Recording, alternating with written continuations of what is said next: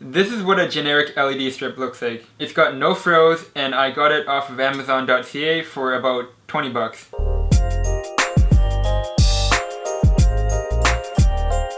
So it's cheap and generic. Unlike pricier options such as the Philips Hue LED strip, which features an app, this one doesn't have any fancy features.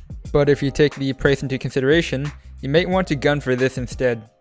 You see, the Philips option cost a solid $90. Now that is not to say that they don't have a great product. I find that many of Philips' features are very useful. But this LED strip is more than 4 times cheaper. That means for the price of one Philips Hue LED strip, you can purchase 4 of these. Honestly, you aren't even losing out on too much with one of these. They're still capable of producing your RGB colors, maybe just not as precisely. Now, when you look for one of these on Amazon, the pricing does vary, but it does float around $20. If you purchase the complete package, on the inside, you will find a remote for controlling the strip, an infrared controller, a generic power adapter, and of course your LED strip. My strip here is 5 meters long, and that is plenty. I can actually cut the strip at any of these brass looking contact points. As long as you do it properly, it will still work fine. Do note that unlike more premium options, in order to control the lights, you have to point the IR remote at the receiver. In my opinion, that's a minor inconvenience, still acceptable. The controller obviously controls the color of the light, but it is also capable of processing basic effects. My particular unit here is capable of doing flash, strobe, fade, and smooth.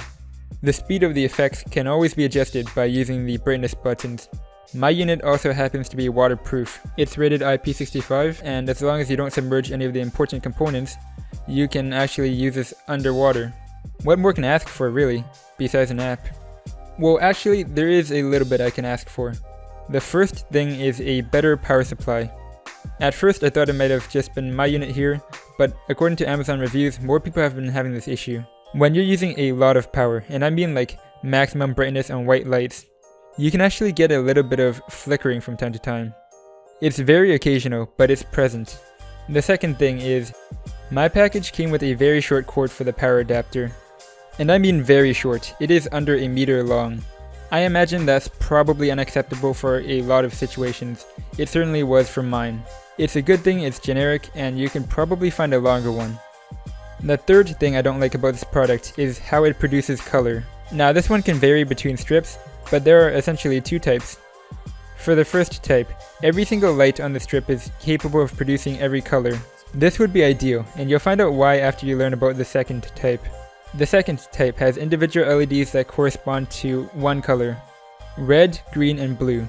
With the second type, if you press red on the remote, only the red LEDs will activate, and only the green LEDs will activate if you press green. The issue arises when you want something in between. Say you want something like aqua. What happens is it activates the green LED and the blue LED, and it mixes the two. And the brightness levels of those LEDs are adjusted according to the shade that you want.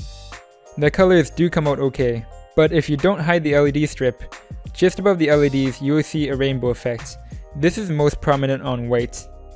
This effect is also visible on the shadows that are casted by the LEDs. It's not very good looking, and it just screams cheap. For my last nitpick, we're going to go back to the controller and remote. It's the fact that you have to point it into the direction of the LED strip.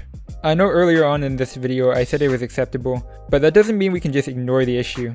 What if we had 2 or 3 of these strips? They all operate on the same frequency, so you can just use the same remote for all of them. But that is a lot of pointing. And it might even get a little confusing if you're trying to set individual colors. So clearly this LED strip has its flaws, but for $20 it's still a pretty good product.